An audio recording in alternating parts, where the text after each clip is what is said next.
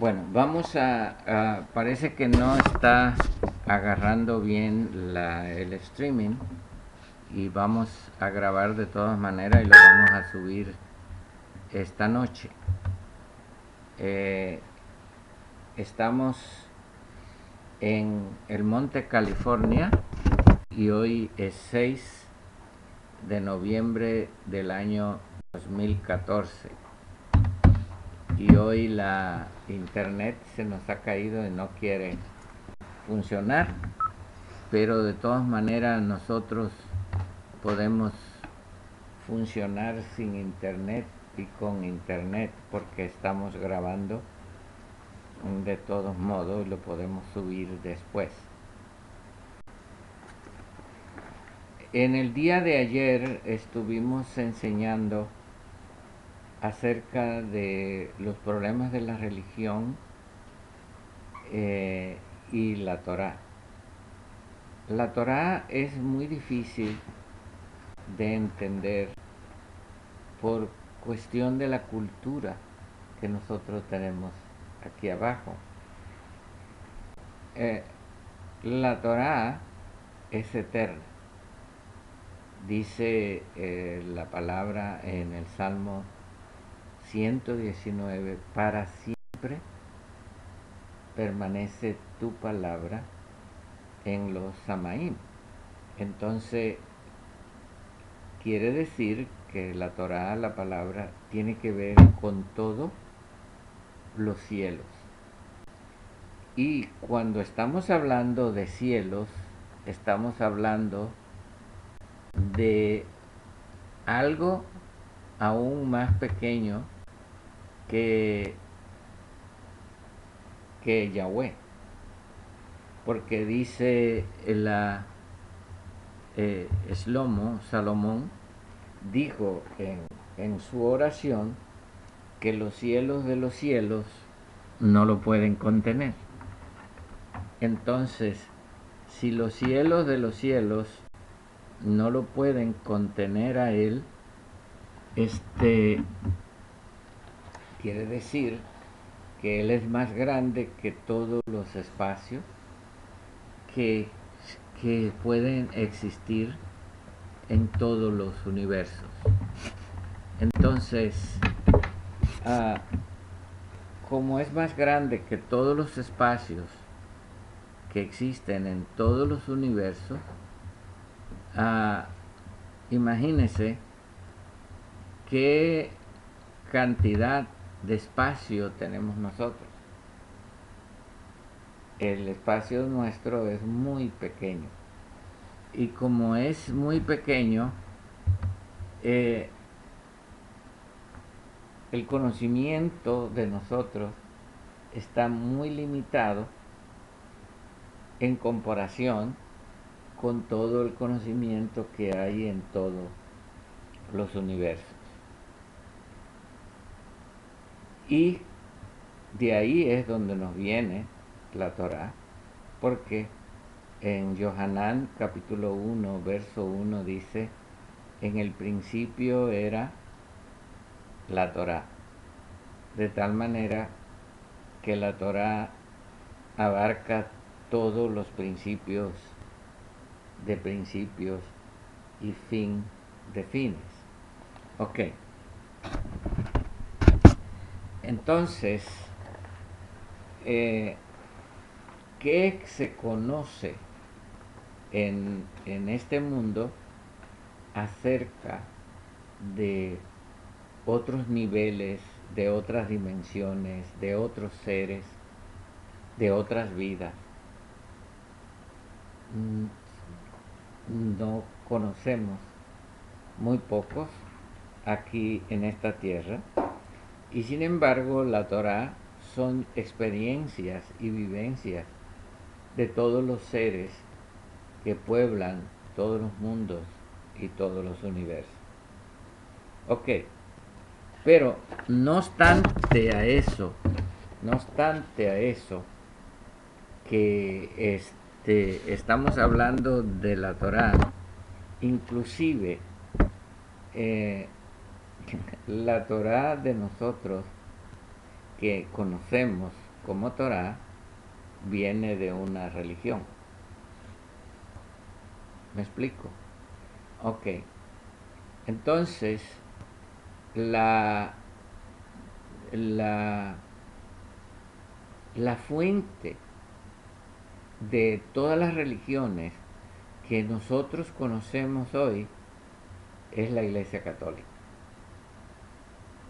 Por ejemplo, ¿quiénes fueron quien hicieron y juntaron lo que nosotros hoy tenemos como Biblia? ¿Quiénes fueron? Y eso se conoce como el canon de las escrituras. Y el canon de las escrituras se aceptó en el concilio de Nicea. Entonces, la Biblia que nosotros conocemos viene ¿de dónde, Fausto? De Roma, de la iglesia católica. De la Iglesia Católica. La fe que nosotros tenemos, porque muchos evangélicos dicen que ellos no son católicos, ¿verdad? Sin embargo, la Biblia que nosotros tenemos es católica y la fe que nosotros tenemos es católica también. Ok. Por ejemplo, cuando usted mira y me dice, no, yo no soy católico, el evangélico es muy diferente que el católico. ¿Ok? Y yo le voy a decir una cosa. Por ejemplo, ¿quién quitó el Shabbat y las fiestas hebreas? ¿Quién las quitó? La iglesia católica. La Iglesia Católica. Entonces, ¿los evangélicos celebran las fiestas hebreas? No. ¿Por qué no las celebran? Porque la Iglesia Católica las quitó. Por ejemplo, ¿quién cambió el calendario que nos rige hoy? La iglesia católica. La Iglesia Católica. Hoy el pueblo evangélico y el mundo se va por el candelario, iba a decir, candelario, ¿verdad? El calendario solar, y han dejado el Mazarot, que es el calendario lunar, que es el que es escritural, y sin embargo ellos lo quitaron. Y así podremos decir mucho. Quitaron el Mazarot y se puso el zodíaco. Hoy los signos son de acuerdo al sol y no de acuerdo a la luna. Por ejemplo, los signos Tauro, Leo, Géminis, eso vienen del zodíaco. El Mazarot son otras fechas y otros nombres diferentes, Por la luna. porque se rige por el calendario lunar. Entonces, no podemos decir que no tenemos una fe católica. Ok, hay una pequeña diferencia en la iglesia evangélica y la iglesia católica, porque la iglesia católica tiene imágenes, tiene ídolos, y los evangélicos no lo tienen. Pero si usted mira, en la iglesia católica tiene bancos, la iglesia evangélica tiene bancos, la iglesia católica tiene púlpito, la iglesia evangélica tiene púlpito también. Allá se llama sacerdote, acá se llama pastor, pero siempre hay un líder. Uno es célibe, el otro es casado. Pero si usted viene a ver, las diferencias son muy pocas. Son diferencias que han mantenido a la gente en una cultura y una creencia muy grande. Por ejemplo, En un lugar se llama la misa, en el otro se le llama culto o servicio, ¿verdad? En un lado se le llama cepillo, en el otro se llama ofrenda, en un lado se le llama limosna, en otro se le llama diezmo, pero como decimos nosotros, es el mismo perro, pero con diferentes collares. Ahora, esa mentalidad que fabricó una iglesia, sea evangélica o sea eh, católica, todas más o menos llevan la misma creencia, eh, eh, con algunas diferencias. Por ejemplo, los católicos adoran a la Virgen María, los evangélicos no, y es una diferencia que puede haber un poco de más pureza en un lado que en el otro. Ok. Sin embargo, estamos viviendo en un mundo de mentira. Y como hemos vivido en un mundo de mentira, es muy difícil vivir en un mundo de verdad. Muy difícil vivir un mundo de verdad. ¿Por qué? Estamos hablando de, como dijimos ayer, que Colón fue quien descubrió América, ¿verdad? Y eso es una risa, que Colón haya descubierto América, porque América ya estaba descubierta por miles y miles de años. Cuando llegó Colón, aquí estaban los incas, estaban los mayas, estaban los toltecas, los olmecas, chichimeca y todos, aztecas, los atlantes, también partes incas, como yo le había dicho. Entonces, ¿qué fue lo que descubrió Colón? ¿Verdad? Sí, habían ciudades y riquezas que no las tenía España. Y los adelantos que aquí tenía eran extraordinarios.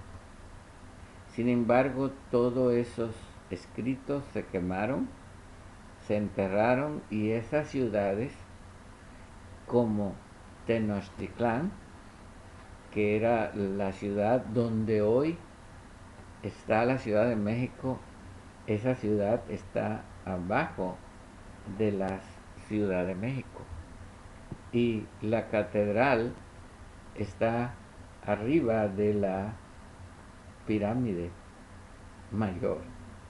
Entonces, es algo que da risa y decir que se descubrió América, ¿verdad?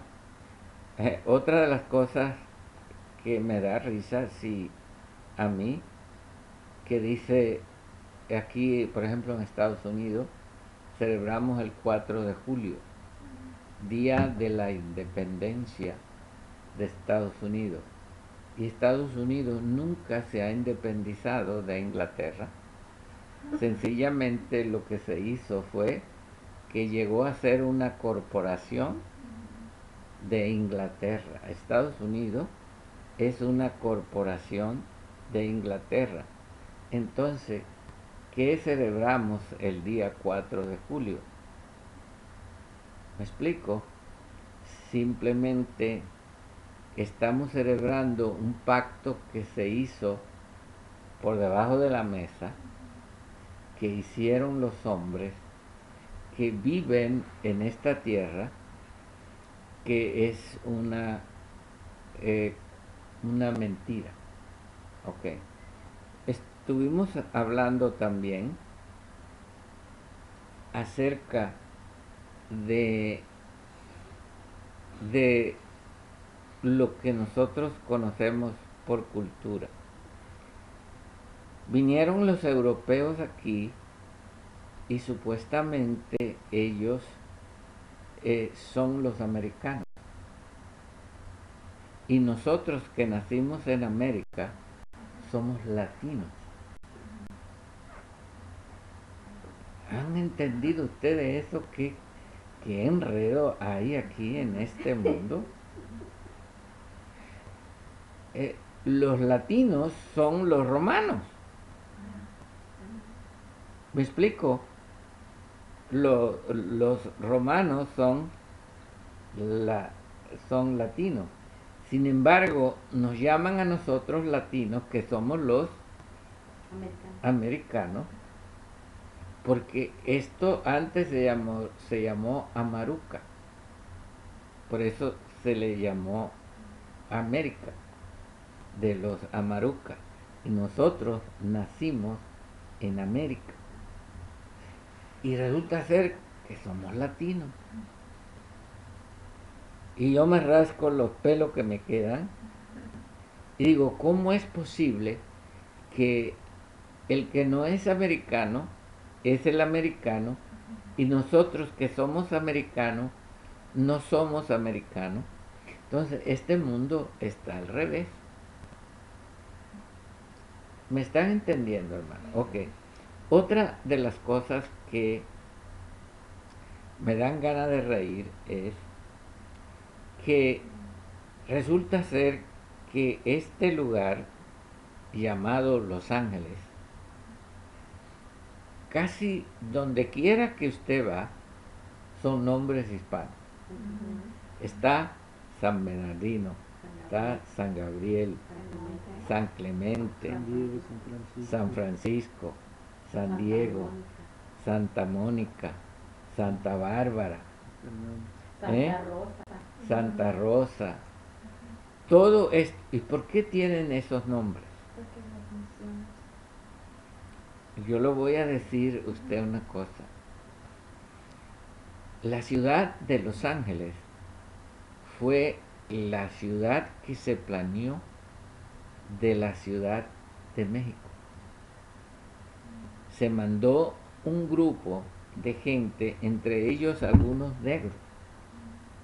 Fueron los que colonizaron aquí este lugar y establecieron la ciudad de Los Ángeles. Yo tengo el papel guardado porque ese recorte yo lo guardé y lo tengo que buscar entre tantos archivos que yo tengo. Y ustedes no saben una cosa, que la ciudad de Los Ángeles tenía 107 años antes que se mudó la primera familia americana. Ya la ciudad de los mexicanos que vivían aquí hacía 107 años que vivían y se mudó una familia de Europa a Los Ángeles. Y eso fue suficiente, como el camello. ¿Ustedes saben la historia del camello? Es que había un hombre que estaba en una tienda de campaña. Entonces el camello estaba afuera y tenía mucho frío. El camello dijo, déjame meter la nariz adentro de la tienda de campaña para que tengo frío. Y ya el que estaba adentro le dijo, está bien, mete la nariz. Y ya metió la nariz. Al poco rato dice, déjame meter la cabeza porque me da poco frío. Y al poco rato dice, no, déjame meter el cuello. Y metió el cuello. Dice, déjame meter las patas de adelante. Cuando vino a ver, el camello estaba metido dentro de la tienda y le dijo el camello al otro, salte de aquí que aquí no cabemos los dos. Así nos pasa y nos ha pasado a nosotros. Llegaron los europeos, nos metieron la nariz, después metieron la pata, lucha. Y ahora, ¿quién son los que están afuera? ¿Quiénes son los que nos llaman mojados? Y lo más triste de todo, como yo dije ayer, es esto. Yo llego a la frontera de Tijuana y voy a pasar y un chino me pide los papeles. ¿Eso no es ridículo, hermano? Que un chino en la frontera americana me esté pidiendo los papeles. Y hay otra cosa más ridículo, ¿verdad? Resulta ser que yo voy a los restaurantes chinos y quienes están limpiando en el restaurante y lavando los platos son los mexicanos.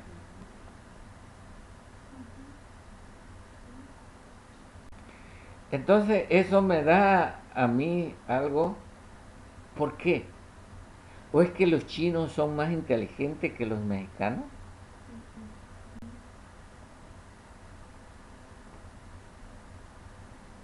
¿O qué le pasa al pueblo de México? ¿Sabe lo que nos ha pasado?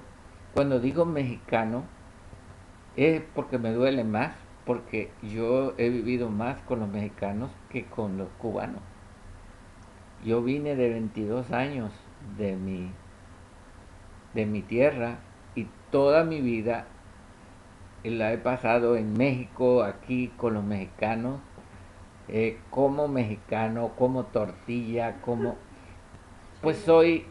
Es más, yo voy a mi tierra y me dicen, tú no eres cubano, tú ni siquiera hablas como cubano, eres un mexicano.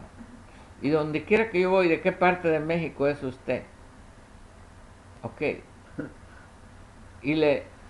Por eso me duele.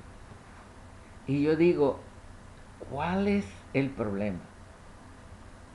¿Cuál es el problema? Bueno, el problema son los gobiernos. Los gobiernos tienen a la gente muerta de hambre. Y los gobiernos son controlados por la religión. Vaya usted a México y en cada parque, ¿qué es lo que usted va a ver?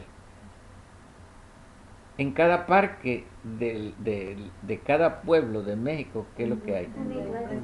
Una iglesia, un zócalo. Ahí está la iglesia. La municipalidad. Y la municipalidad allí. Es más, yo estuve en San Francisco del Rincón y cuando llegó la Semana Santa, nadie puede vender carne. Nadie, ninguna carnicería vende carne. Y yo dije, yo quiero carne cuando estuve ahí. No, pues si no hay. Aquí no se vende porque el cura dijo que no se puede comer carne. Entonces, quiere decir, hermano, que la religión ha hecho un pueblo ignorante. La religión ha hecho un pueblo que agacha la cabeza y le dice a todo sí. Mire, le voy a decir una cosa.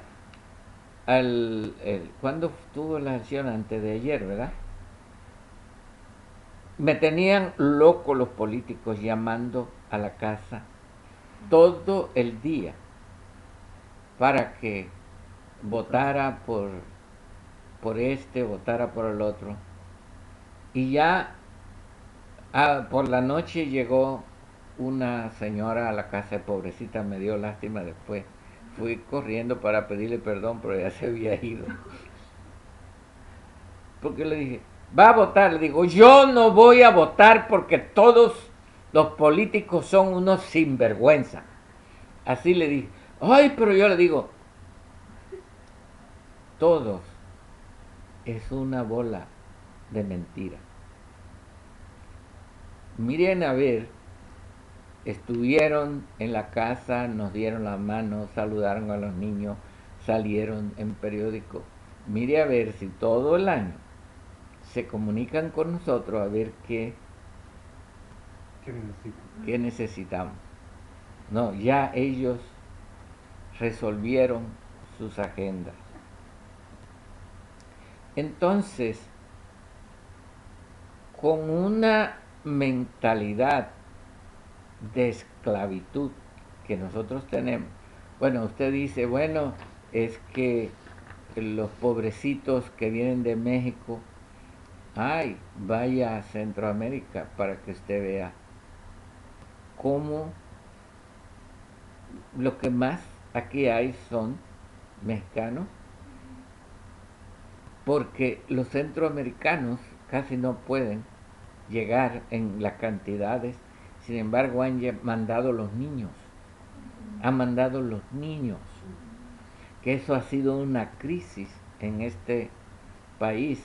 Usted va a Nicaragua, usted va a la violencia, usted va al robo, usted no puede ir a esos lugares, eso es algo muy, muy difícil. Usted va a Colombia y usted puede ver los estratos, estrato 1, estrato 2, hasta el estrato 7. Es decir, la gente que está en el estrato 7 no puede juntarse con el estrato 2. Eso no. Se visten diferente, hablan diferente y viven diferente. Usted va a Perú, usted va a Argentina, usted puede ver la pobreza. Usted va a Brasil y usted va a ver la violencia y la pobreza donde quiera. Y entonces yo digo, ¿y qué ha hecho la iglesia por el pueblo? La iglesia ha sido un fracaso. Vamos a ponernos las manos en el corazón. La iglesia ha sido un fracaso porque la iglesia no ha traído la solución a un mundo como el que vivimos, y cada día es más violento y cada día hay más pobreza, cada día hay más explotación. Fausto, yo llegué a Alhambra en 1964. Llegué de Washington a Alhambra 1964. Y una de las cosas que me fascinó a mí en Alhambra era un cerro que había algunas casas y se llama El Sereno. El Sereno era un cerro y era verde y había como 20 o 30 casas en El Sereno y yo caminaba al Sereno para mirar la belleza de ese lugar. Andábamos por Los Ángeles, a toda hora se andaba la gente sola, a pie. Ok, vaya usted ahora al Sereno a ver si puede ir. ¿Qué pasó? Está lleno de crímenes de droga y de violencia. Entonces, ¿qué ha pasado con las iglesias? Están vacías. Las iglesias están vacías.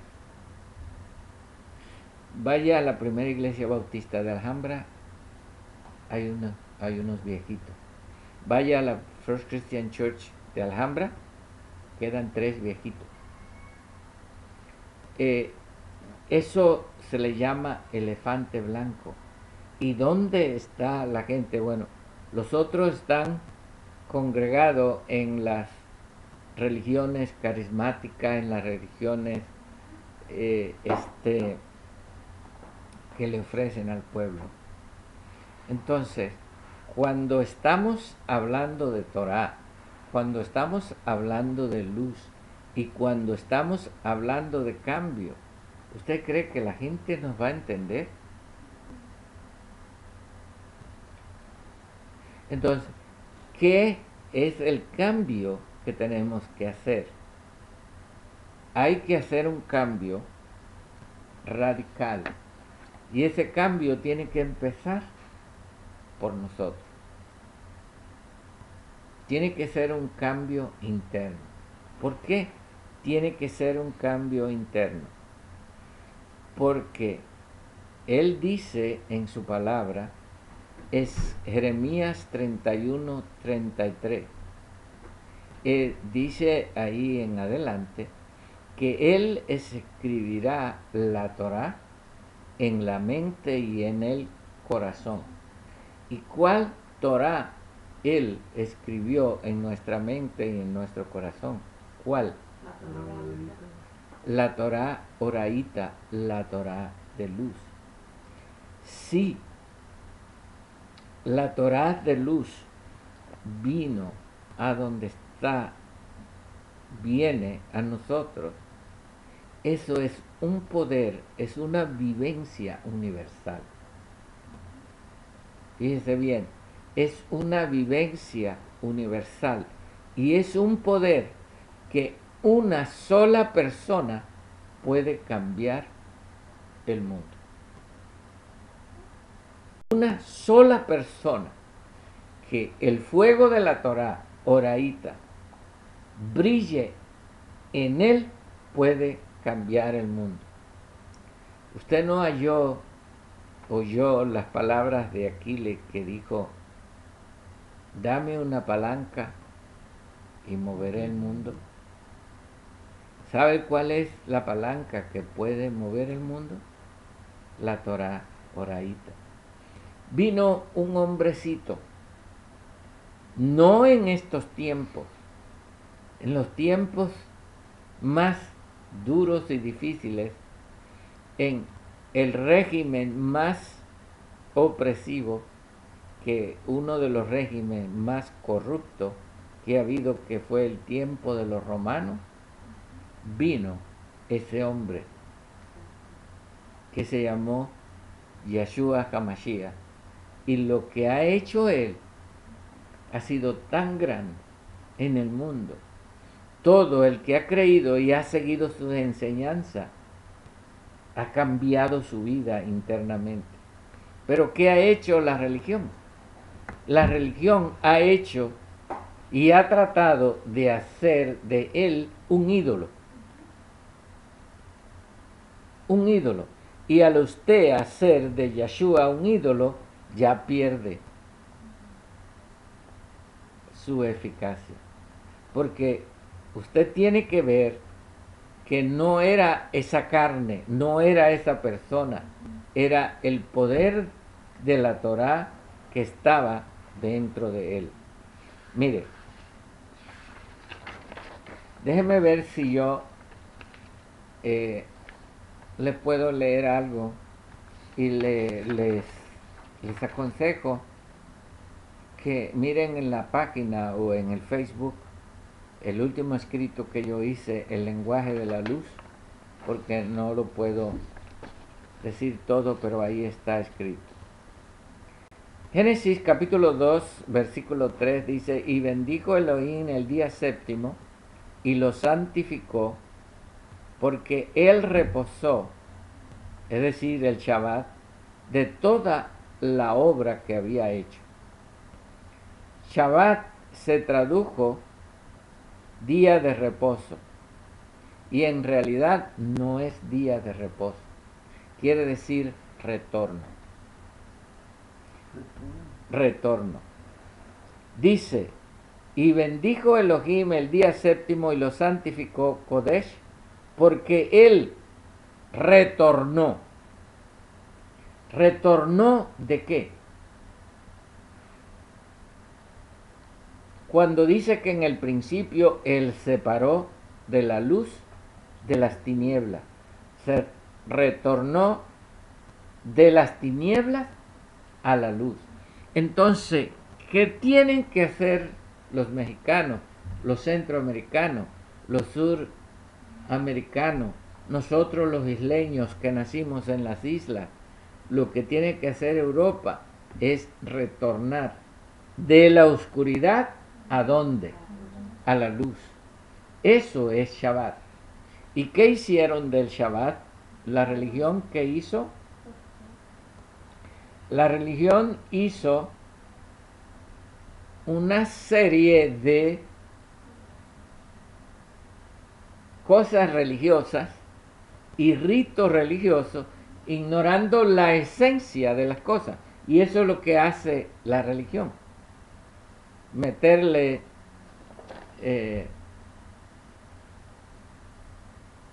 levadura a todo. Pero entendemos que tenemos que hacer algún ritual en el Shabbat, pero el Shabbat no es un ritual, es un retorno a la luz. Entonces, en Job, capítulo 9, verso 9, dice, hizo la Orsa Mayor y Orión y las Pléyades. Y la Orsa Mayor quiere decir los carros de luz.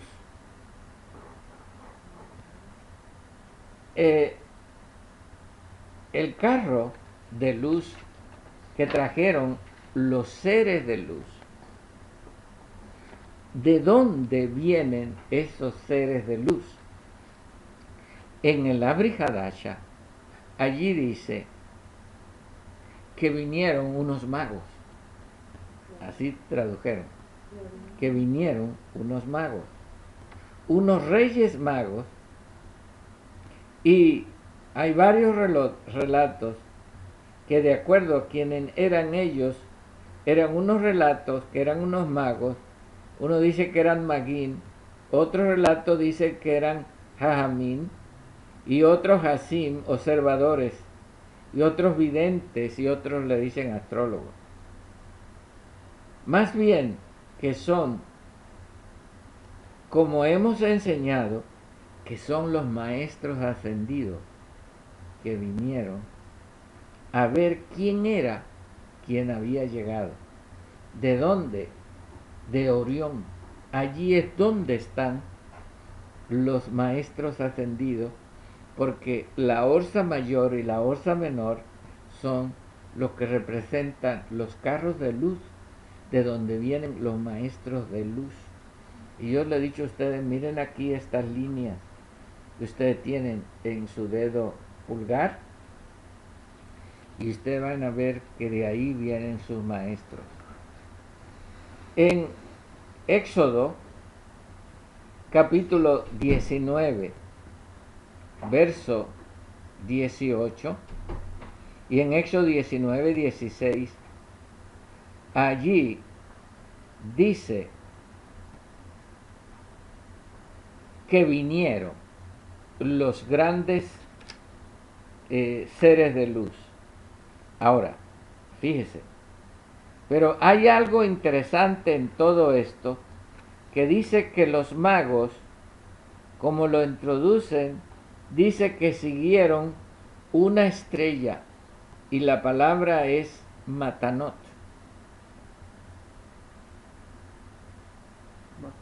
Matanot. ¿Qué quiere decir la palabra matanot? En Éxodo 19, 18 dice que el monte de Sinaí humeaba y Yahweh había descendido en el fuego y humo subía como un horno, en el monte se estremecía en gran manera. En Éxodo 19, 19 dice que el sonido del shofar iba aumentando en extremo y Moshe hablaba y Yahweh le respondía con voz tronante. ¿Qué se dio en el Sinaí? Matán Torah.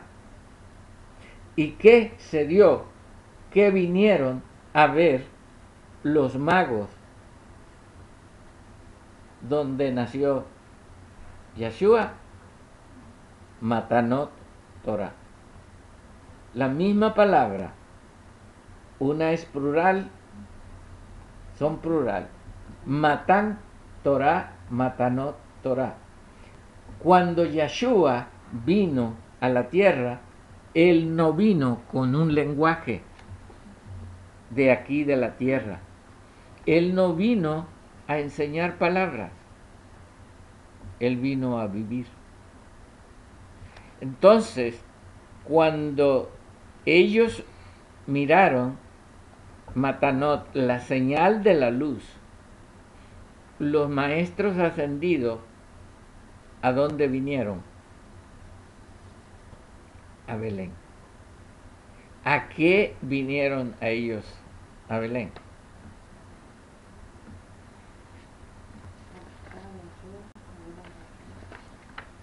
¿Eh? Ok. Antes de llegar Yeshua, habían venido muchísimos diciendo que eran el Mesías. Muchísimos. Pero no dieron la medida. No eran falsos. Entonces, cuando ellos vinieron a la tierra, ¿a qué vinieron? Los magos. Los sabios, los maestros de luz, ¿a qué vinieron? A ver la Torah viviente que había nacido. Tenían que rectificar si ese era la Torah viviente. Porque yo puedo decir que soy, pero si yo digo que soy, mi vida tiene que demostrar quién soy. Porque ese es el problema más grande que hay en esta tierra. El problema más grande que muchos dicen que son y no lo son. ¿Por qué? Porque no es un asunto de palabra, es un asunto de vida. Eso es lo que yo quiero decirle a ustedes. No es de enseñanza, no es de palabra, es un vivir. Es un vivir. Tiene que haber un vivir. Es una vida. Y entonces, ¿qué es Torah? Torah son vivencias. Entonces, cuando allí dijeron que le ofrecieron oro, incienso y mirra, lo que quiere decir fue otra cosa, que él tuvo que identificar muchísimos objetos que hay en el universo. ¿Me entiende? Hay que identificar muchísimos objetos que hay en el universo. Por ejemplo, si el Mesías dijo que él era el Mesías, yo puedo decir, dígame cómo es el Arco Kodesh. ¿Cómo es el Arco Kodesh? Y él tiene que decirle, ¿verdad? Lo conoce, vino de arriba. Viene de arriba. ¿Quién es tu padre? ¿Cuál es el nombre de tu padre? ¿Me entiende? Bueno, mi padre es Dios. ¿Me explico? Le puede decir cualquiera, mi padre es Dios. Pero él dice, mi padre trabaja y hasta ahora yo trabajo. ¿Qué quiso decir él con él? Que la misma vida que tiene el Padre la tiene él, y la misma obra que está haciendo el Padre la estaba haciendo él. ¿Me explico? Que es un vivir.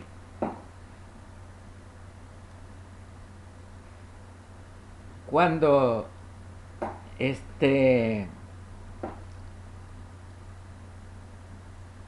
estaban la gente hambrienta y vinieron donde estaban los discípulos. ¿Y qué dijeron los discípulos? Dijeron, se están muriendo de hambre. ¿Y qué dijo Yeshua? Dale vosotros de comer. ¿Cómo? Dale vosotros de comer. Entonces, ¿pero cómo? ¿Yo? ¿De dónde? Si se necesita cuánto dinero. Usted sabe que ese es el problema de los religiosos.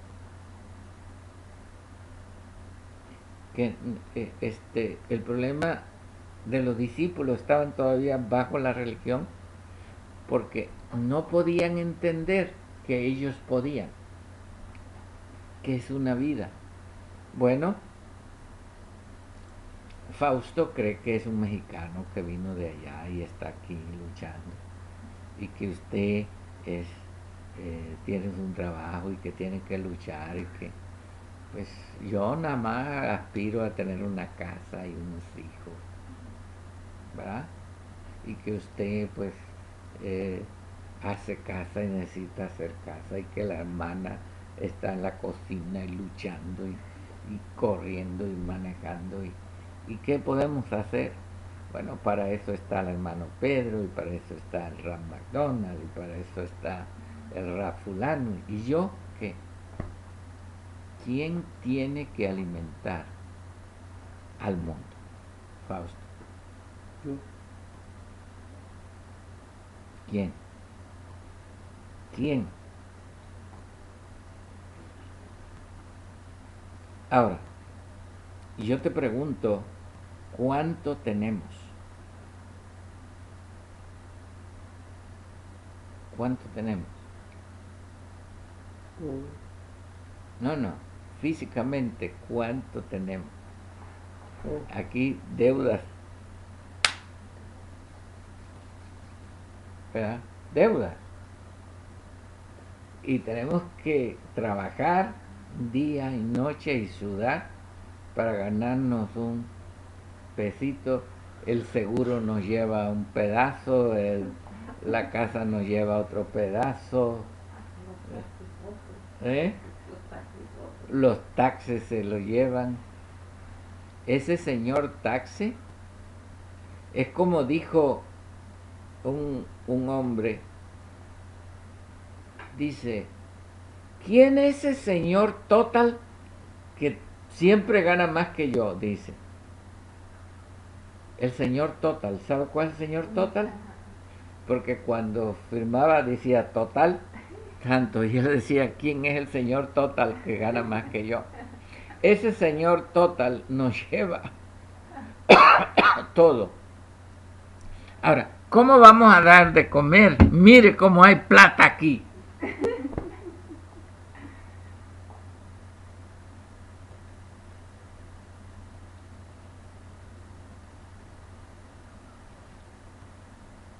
Pues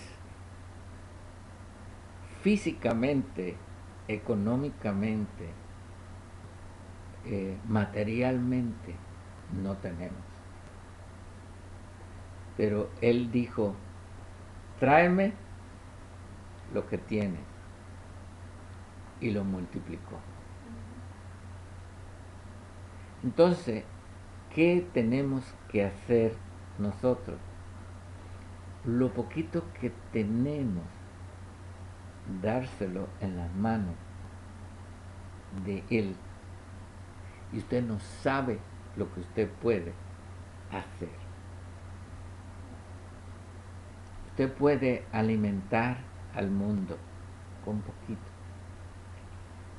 ¿Por qué? Porque no son palabras, son vivencias.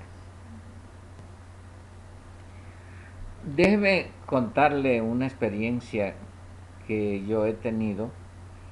Cuando yo empecé la congregación de Alhambra en el 88, febrero del 88, empecé con 3 personas y estuve 8 años y no había 10, 15, 20 personas máximo, se iban, quedaban 5, 10 años. Y la gente me decía, hermano Pedro, hay algo que no está bien en usted, porque esto no crece. Había un señor que se llamaba Rudy que venía y dice, yo me voy. Digo, ¿por qué te vas? Dice, porque usted habla bien, pero aquí no hay gente. Me voy. Y se fue y me dejó. La lucha. Me dejó y era el único que tenía un carro y recogía a los hermanos. Y hermanos, y vino y yo quería hacer una alabanza y llega un muchacho de Colombia, colombiano, y me dijo, yo voy a tocar la guitarra, présteme la guitarra que usted tiene y yo voy a ensayar en la casa y vengo. Todavía lo estoy esperando, hermano. Me quedé sin alabanza, sin guitarra, sin músico.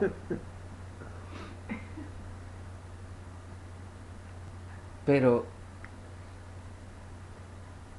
yo creí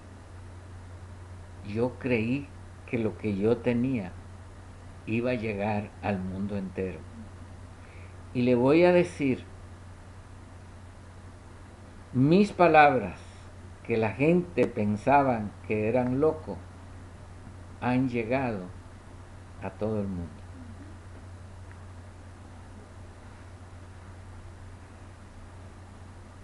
Ustedes vieron, ya crecimos y yo quería hacer la alabanza, quería hacer danzas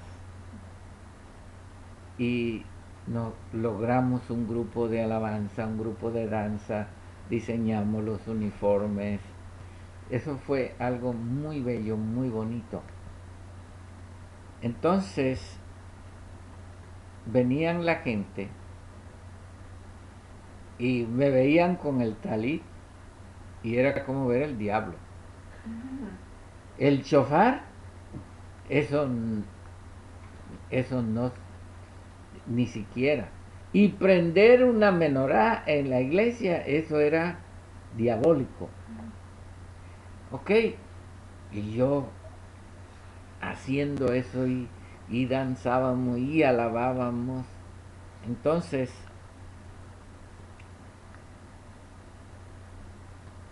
las danzas en la iglesia, eso eran danzas en espíritu, pero eso de ensayar danza, eso no era. Vaya a todas las iglesias para que ustedes vean ahora. Iglesias evangélicas, tocan el chofar, se ponen talit, hablan, celebran Shabbat. ¿Y quién tuvo que creer y sacrificarse? ¿Quién? Desde el año 88, sufriendo, la gente se me iba. Pero el poder de la palabra, de la vida, de lo que se vio, hizo un efecto que no hay quien lo pare en el día de hoy. Ok, ya eso lo han aceptado la mayoría. Hoy vino el hermano Carlos y estaba hablando conmigo y hay muchísimos pastores en el mundo que están llamando, que quieren abrir el hebreo, que quieren que llevemos la universidad y que enseñemos todas esas cosas. Bueno, hermano, pero ahora siempre nos toca ir adelante. Tenemos nosotros que darle de comer al mundo de una Torá de luz.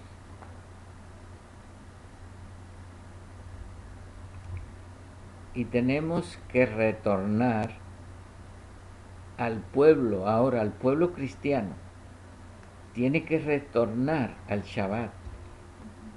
Quiere decir, de las tinieblas a la luz. Porque vamos a decir que el pueblo católico es malo. No. Ama a Yahweh.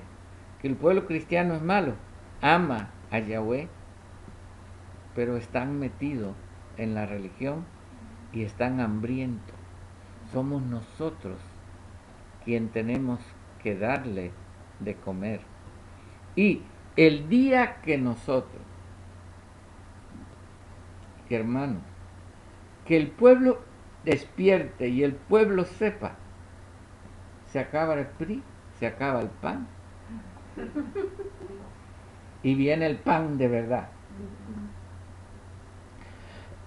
Se acaban los políticos y viene perdón,